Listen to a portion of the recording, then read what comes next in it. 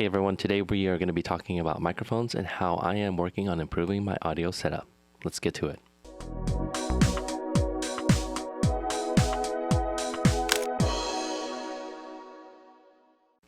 Welcome back. This channel pretty much is usually focused around my Fuji system. I have been vlogging with my business and I've been using the Fuji X-T3. I know the X-T4 came out, but due to the pandemic, I'm not spending any more money. And I'm just going to work with what I have. I got the X-T3 hooked up to the Rode NTG video mic. That's my go-to setup, and filming me right now is my Fuji X-T2. It's pretty much permanently mounted in that station over there, and it acts as my webcam for meetings, but also just as a dedicated recording space. It's quite a luxury, but I definitely appreciate it.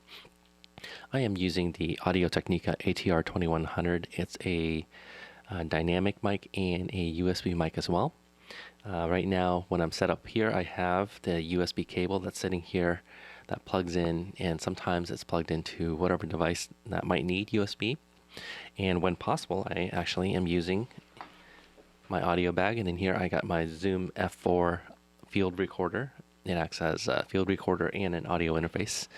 In the past couple of weeks, I've been spending way too much time listening to podcasters and listening to people talk about microphones because it's been somewhat of a unfamiliar territory for me.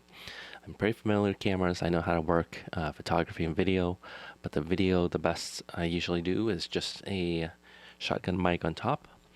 I got a couple other mics I'm using in this room. I have my Rode NTG4 that's sitting in a blimp.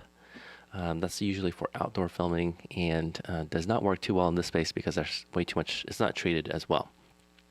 And so I want to move into more broadcast type mics just to reduce the amount of echo.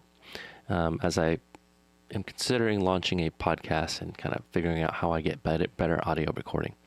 The space can get pretty loud. My son's usually downstairs running around screaming, or there's other people talking around. So I do want a mic that's going to ignore some of that information. Now remember, I'm not a podcaster. This is not a mic review. I'm not a professional in this space, just more of an amateur, and I'm hoping some of what I'm learning might be useful for you. And so we are using what's a really popular mic on the internet. I think it's under $100. You can get these for really cheap. It comes with a lifetime warranty. The only warning I would give is I have one.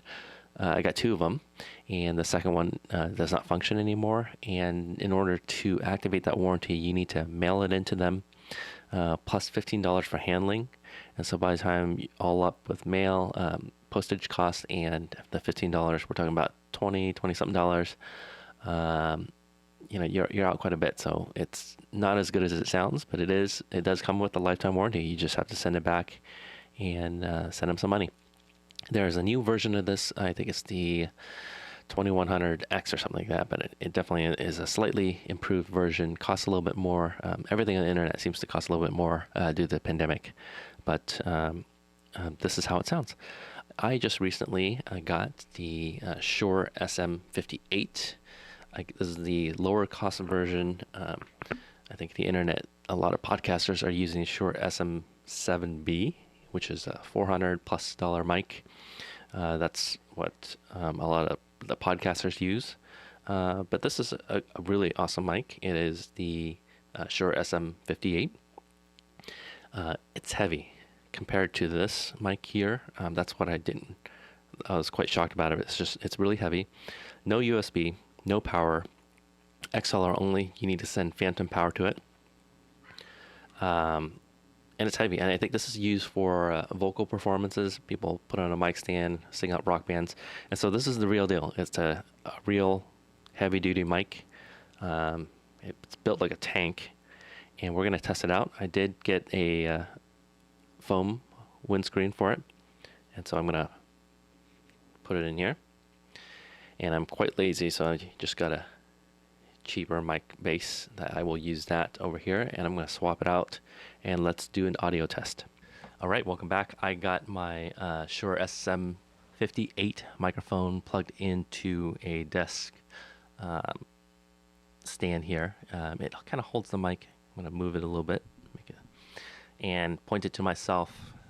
Definitely this is not the ideal situation because on a boom arm you can isolate some of the noise, but this works pretty well. I think a lot of people like this Samson mic because it kind of puts the audio and puts the mic right at head level.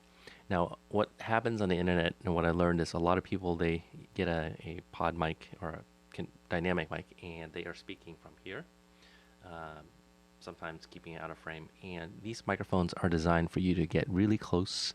The closer you get in, the better quality you're going to get. So I am going to have to learn to move myself quite a bit in here. Now, this setup does not work because I can't adjust it, and my table is kind of limited, and that's why the boom arm is the best setup. But for now, today, I got to configure and use that mic for some other reason. I'm just going to use this here. Let's see, what do you think? What do you think about the audio coming from the Shure SM58? Just for full disclosure, I do have both of these mics running through a cloud lifter. I'm in the process of getting one more microphone. I got the Electro Voice, what is it? RE20, which is a really nice broadcast mic. That's coming later this week, and that does require a lot of gain, and I did get the cloud lifter for that purpose. All of this is going through my Zoom F4. Ideally, I get an audio interface or some other mixing board, but for now, I'm just using what equipment I have and sending it through the cloud lifter to increase the gain a little bit. Wanted to see if this is picking up a lot of my P's and plosives. I got to work on my audio technique and speaking technique, but wanted to see how you think. How does this compare to the ATR 2100? These are both about $100 mics. The difference is that it has USB. This does not. This requires running it through some type of audio interface or preamp to get the power to it. But definitely, I think this is a highly regarded mic, and this might be good enough. But hey, when in doubt, go overkill. So next time when you see me, I will be using the Electro Voice RE20. And hope to launch a podcast soon. Let me know if you have any questions. Are you launching a podcast? Are you working on audio equipment? How are you learning along the way? I'm going to link to a couple of people that I have been following on their channels. Definitely not trying to reproduce the work that they're doing, because there are much better professionals out there doing formal tests. So I will link a few in the description. Hey, I'll catch you in the next one.